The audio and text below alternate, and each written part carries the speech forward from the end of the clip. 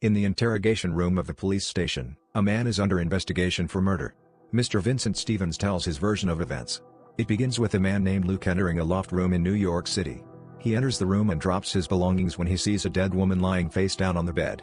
Vincent tells the cops that his wife was out of town skiing with the kids and Luke called him and told him to hurry up and come to the loft. When Vincent enters the house, he sees Luke and then the body. Vincent and Luke say that the windows were sealed and the door was locked, which means someone must have gotten in with one of the keys, since there are only 5 of them. Vincent is now in interrogation. He denies ever being to the loft, though the police know he and 4 other men share it to have sex with their mistresses, one of them being Luke. Back at the loft, Chris now enters. Marty then comes in. No one can believe this is happening. They turn the body but don't know who she is. Cut to a flashback for a party at the opening of a building, with all 5 men talking about the women there, ignoring their wives. Chris starts talking to a beautiful blonde woman named Ann Morris. Chris is a psychologist and had treated her sister who had a mood disorder apparently. His wife Allison witnesses their interaction and is not happy. Vincent, Marty, and Luke are architects. It is Vincent's project they are celebrating. He brings his friends upstairs to the loft and tells them his plan to share it for their secret rendezvous. Present day at the loft, Luke starts to freak out as they try to get in contact with the 5th man, Phil. There's a Latin message on the wall, Fatum nos ungebit, written on the wall in blood, which means fate will unite us. However, one word tense was incorrect, which Chris tells the police. They start asking him where Philip, his half-brother, is. He doesn't know. Back at the loft, Philip shows up. They accuse him of committing the crime but no one will admit to anything. Cut to Philip sweating to a woman named Vicky Fry. The men are talking crudely. As a wedding present, Vincent gives him the key, and then the other 4 as well, but Chris doesn't want it. He's not like that. Marty's a tad nervous since their wives are right there, but they continue on to talk about the women at the wedding anyway. Marty makes a comment about Philip's sister, Zoe, which causes him to threaten him, "Never say that about my sister." Chris sees Ann and goes to talk to her privately. He comes on to her and asks Vincent to borrow his key, just that once. Cut to the loft, they need to make sure none of them lost their key. They all have theirs except Chris, who just says it's not on him, but he hasn't lost it. Flashback. Chris is having a dinner party for the guys and their wives. He doesn't seem to be getting along with his wife Allison. Around the table, Marty's wife Mimi is talking about her boss's wife who caught him cheating, and then they discuss plastic surgery. Marty, who is drunk, starts making nasty comments to Chris's wife. Then he starts talking about how the boss should have gotten away with it, hinting about the loft. Chris kicks his chair, causing him to fall over and stop talking. But the women are thinking now about what is going on. Luke and his wife Ellie catch Philip in the bathroom doing cocaine. She questions Luke about him maybe wanting someone else as he gives himself a shot, diabetes, and he reassures her. At the loft, they are trying to figure out what to do and how to get the body out. She's handcuffed to it. Cut to Chris and Ann in the loft. He tells her he loves her and he's going to leave his wife, which is very upsetting to her. She tells him she's a prostitute but won't bill him for the last few months. Marty is in interrogation. He and his wife are separated because she caught him cheating with someone he met in San Diego on business. Flashback to the business trip. Vincent, Marty, and Luke meet Dana in a bar. She's not thin, so they want to turn her away. They run into Philip's wife's, Hiram Fry, with another woman, not his wife. He wants to talk to them about a business proposition. He says something to them in Latin about being discreet. Ann is also there with Hiram's friend Joel Kotlin. Back at home, Chris is trying to call Ann and is caught by his wife Allison, who accuses him of something. At the bar, Vincent and Marty are talking to Dana when her beautiful blonde friend named Sarah shows up. Vincent tells the cop that was the first time he met her. The 4 of them go up to the roof, also with Luke. Vincent strips naked and Sarah pushes him into the pool before getting naked herself and going in. They talk seductively in the pool and start kissing while Luke watches. Luke gets up and walks away and finds Marty having sex with Dana. Flash forward to the loft, and Vincent and Sarah seem to have been having a long-time affair. She doesn't want to say goodbye as she is in love with him, but he wants to break it off. Present day at the loft, Vincent is about to tell the guys that he was there the day before when the phone. It's a realtor that wants to come up because someone listed the loft for sale and she has an appointment with a woman named Sarah. Vincent tells Luke and Marty that's who is lying on the bed and they know her. Marty doesn't remember her since he was drunk. They run out to the balcony to see if they recognize the realtor and then confront Vincent. He tells them he broke up with her the night before but had nothing to do with the murder. Flashback. On the street, Chris follows Ann into a store and confronts her. He doesn't care that she's a prostitute, he loves her. He gives her his key. She leaves and gets into the car with Hiram Fry's friend/business associate Joey Kotlin. He's been paying her to sleep with him. Flashback. Marty shows up at the loft one night and bangs on the door crying to Vincent that Dana told his wife everything and she's leaving him. He asks Vincent to go to her and tell her that he loves her and that Dana is lying.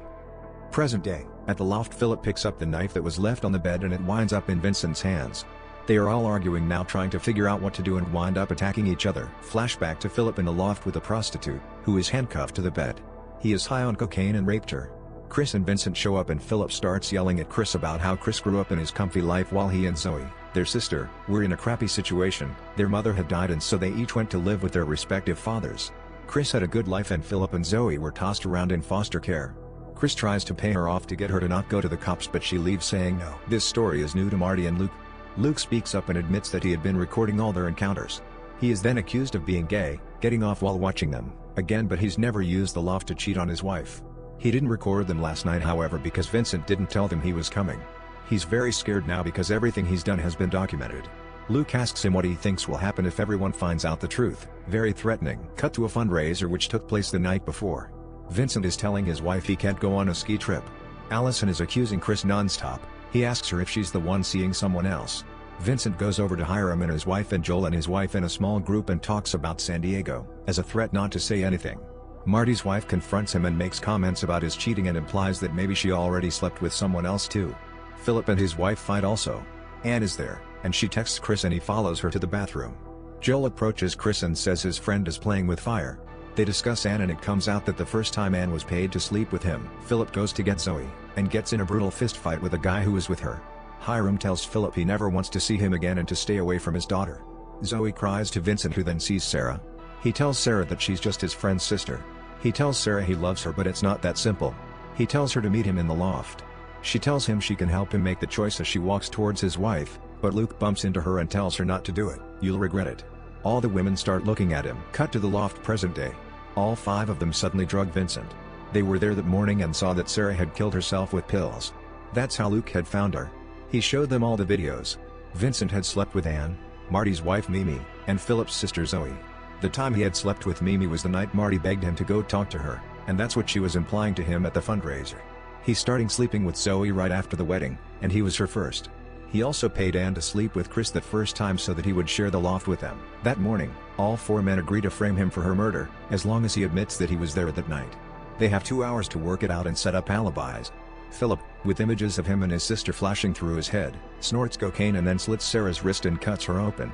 He uses the blood to write the Latin phrase because the suicide note had said they will be united in another life, and he handcuffs her to the bed. They continue to force pills down Vincent's throat and make him drunk. They toss him naked on the bed and handcuff him and Sarah together. At the station, Vincent is telling the cops the story, but they don't believe him because they got rid of all the evidence. He tries to convince them to keep questioning the other 4. Fry made up an alibi for Philip so that he wouldn't get caught. Due to him not wanting to get caught having his own affair, the cop is letting Chris go, but stops to ask him why Vincent is accusing them all. She asks him if he thinks they are trying to hide something else, her murder. Chris says he thought it was suicide, but it was proven that the wrist wasn't cut by her and the sleeping pills didn't kill her. Plus there was no suicide note. Chris had it in his jacket pocket. Chris is at the loft, and Luke shows up. Chris asks Luke when he stole the suicide note from his pocket. Chris found out that Luke was the one who put the loft up for sale. Chris found the note in the dumpster. It was in Luke's handwriting. Luke was in love with Sarah the whole time. He ran after her after the fundraiser and asked her to give him a chance, but she tells him she feels nothing for him, maybe in another life. His wife saw this confrontation. Luke thought he'd find Vincent at the loft with Sarah since his wife Barbara was skiing. After Vincent left, he went in and drugged Sarah. He pumped her with insulin which killed her quickly and painlessly. He said he did it out of love. However, we are now told that she was actually alive, and died only when Philip cut her. Chris tells Luke that Vincent is being charged with murder, and Luke reminds him that it was his brother that killed her. Luke goes after Chris with a knife and gets out onto the balcony. He tells Chris to jump so that he won't have to kill him. Chris tells them that he already called the cops and told them everything as they hear sirens. Chris gains control, the knife is dropped, and Luke is holding Chris over the edge, strangling him. He gets up and grabs the knife. Luke tells Chris to tell Ellie and the kids that he's sorry and then falls backwards off the balcony, landing on a car below, dead from the fall. Marty is back with his wife Mimi. Philip is awaiting trial and Vincent is living in the loft alone now that he's divorced.